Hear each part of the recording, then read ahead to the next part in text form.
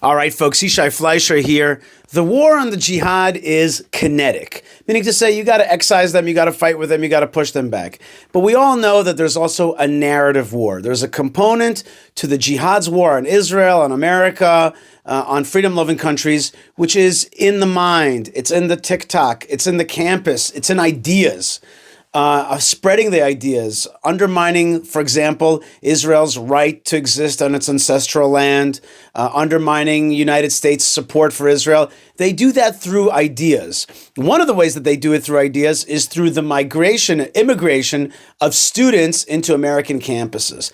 Now, the United States, under President Trump and Secretary of State Rubio, they're fighting not only physical jihad, like fighting, missiles and shooting down Houthi rockets. That's one way of fighting jihad, right? And making sure that they don't blow up anything in America. That's another way.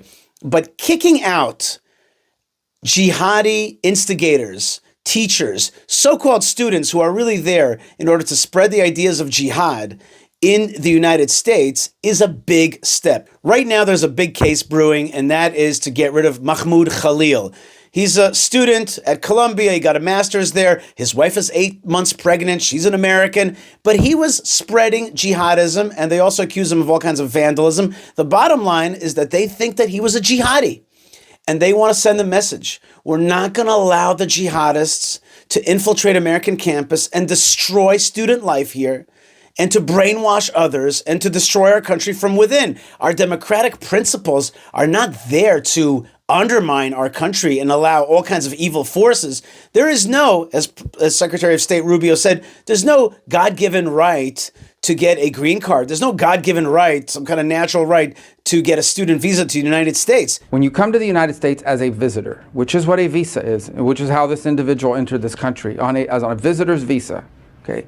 You are here as a visitor. We can deny you that visa. We can deny you that if you tell us when you apply, hi, I'm trying to get into the United States on a student visa. I am a big supporter of Hamas, a murderous, barbaric group that kidnaps children, that rapes teenage girls, that takes hostages, that allows them to die in captivity, that returns more bodies than live hostages. If you tell us that you are in favor of a group like this, and if you tell us when you apply for your visa, and by the way, I intend to come to your country as a student, and rile up all kinds of anti-Jewish student, anti-Semitic activities. I intend to shut down your universities. If you told us all these things when you applied for a visa, we would deny your visa. I hope we would. If you actually end up doing that, once you're in this country on such a visa, we will revoke it. And if you end up having a green card, not citizenship, but a green card as a result of that visa while you're here in those activities, we're going to kick you out. It's as simple as that. This is not about free speech. This is about people that don't have a right to be in the United States to begin with. No one has a right to a student visa. No one has a right to a green card, by the way. So when you apply for a student visa, or any visa to enter the United States, we have a right to deny you for virtually any reason. But I think being a supporter of Hamas and coming into our universities and turning them upside down and being complicit in what are clearly crimes of vandalization, complicit in shutting down learning institutions. There are kids at these schools that can't go to class. You pay all this money to these high-priced schools that are supposed to be of great esteem, and you can't even go to class. You're afraid to go to class because these lunatics are running around with covers on their face, screaming terrifying things. If you told us that's what you intended to do when you came to America, we would have never let you in. And if you do it once you get in, we're going to revoke it and kick you out. If you're a hater, if you're a pro-terrorist, pro-Hamas, pro-Jihad, pro-Iranian regime, well, you don't belong. And this is a big moment and a big test for the Trump administration and for America. Will it recognize what the jihad is doing and how it's trying to undermine it? And will they indeed deport, excise, throw them out, push them out, and send a signal? Earlier today, I was hiking in the forest, and I made a little recording about what I think of the story of this guy, Mahmoud Khalil, and what the United States should do about it and what Israel can learn from it. It's time for Mahmoud Khalil and his band of jihadis to go back where they came from. That's right. The United States should deny them green card, should deny them student visas because they're jihadis. And we have to stop letting these people hide behind a liberal and progressive veil. Let me give you a newsflash. There is nothing liberal and there's nothing progressive in protecting people who are neither liberal nor progressive.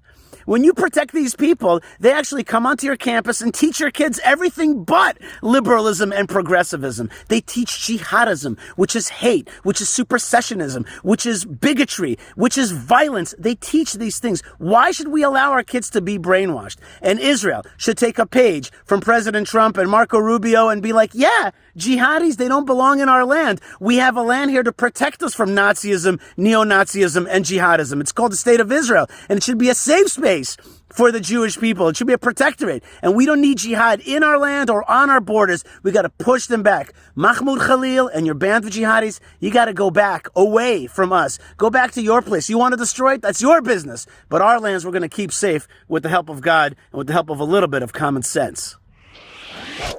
All right, so we are definitely seeing a battle against the jihad brewing on the ideological level, on the campus level. And that's so, so important. Israel has so much to learn from that. At the same time, I don't want you to think that all Arabs are jihadists.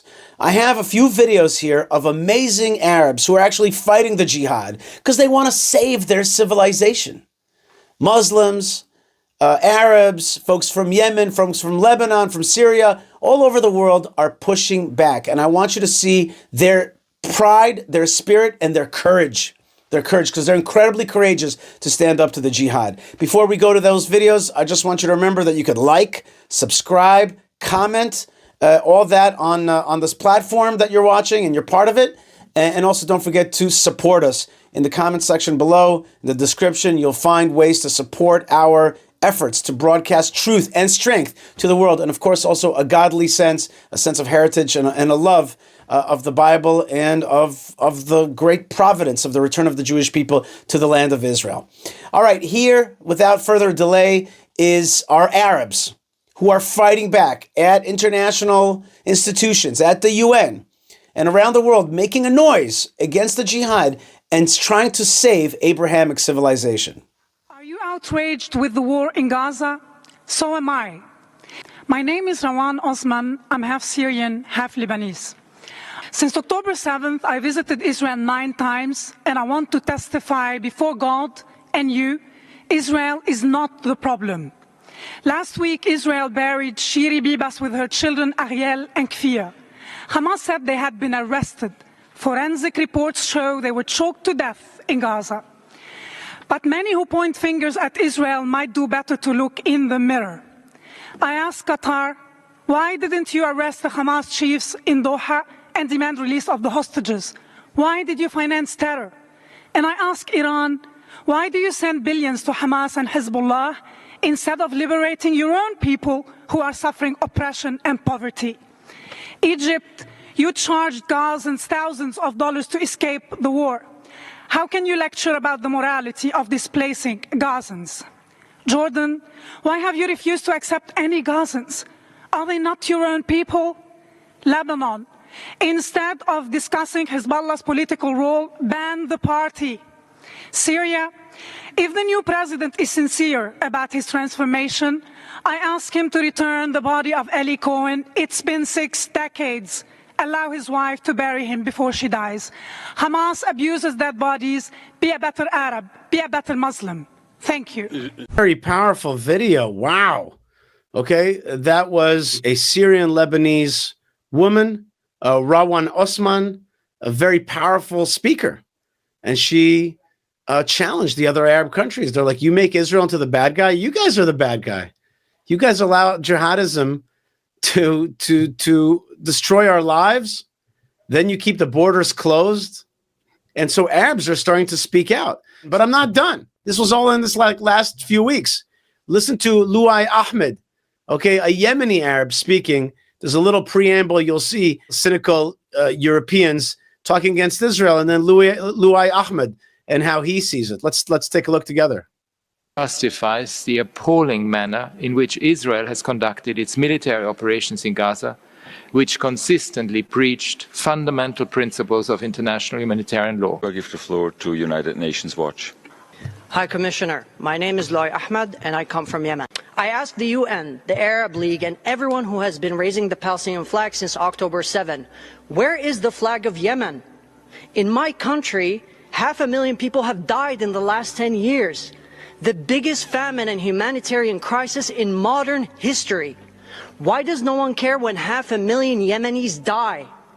What about Sudan? In less than 2 years, more than 150,000 people have been killed. Where is the flag of Sudan? What about Syria? 500,000 Syrians have been killed. Where is the Syrian flag? High Commissioner, why is it that when Arabs kill millions of Arabs, no one bats an eye? Where is the outrage and where are the protests? Why don't you mention the Houthis in Yemen, who have spent millions of dollars firing missiles at Israel instead of feeding my starving people? May I ask why your report mentions Israel 188 times, yet fails to mention the Islamic regime in Iran even once? How can you speak about the conflict while ignoring the party that has armed, trained, and funded terror proxies like Hamas, Hezbollah, and the Houthis, who have been bombing Israel thousands of times? And why is Qatar sitting here as a member of the Human Rights Council when they host the Hamas terror leaders in luxury hotels? Awesome stuff from Luai Ahmed. Also challenging these are Arabs, right? These are Arabs. These are Yemenites. These are Syrian folks and Lebanese folks. They're just challenging this kind of like Euro jihad axis. That's what I call it, the Euro jihad axis. They're challenging it, and they're just saying, you guys aren't telling the truth. And there is 500,000 people actually starving in Yemen, and the world doesn't care. And so they are challenging it, and I think effectively, but we have to reverberate and rebroadcast their words and amplify their words. We have to say them loud and clear. All right, folks, I think those are very brave people, and I honor them and support them. And I really think that Israel shouldn't just be innovation nation. It should be liberation nation. We should help liberate Arabs and Persians and other people from under the thumb of awful jihadism and suppression. It's time for a better Middle East, and it's through Israeli strength and Israeli bigness that we're actually going to get a better and safer region. Also through recognizing that God is in our life. God bless you folks wherever you are. You can always write me an email, yishaifleischer.com. Don't forget to like, subscribe, comment, and check out the description below to support our efforts to broadcast truth and strength to the world. God bless you folks wherever you are. Lots of love and lots of blessings from the land of blessings. And shalom.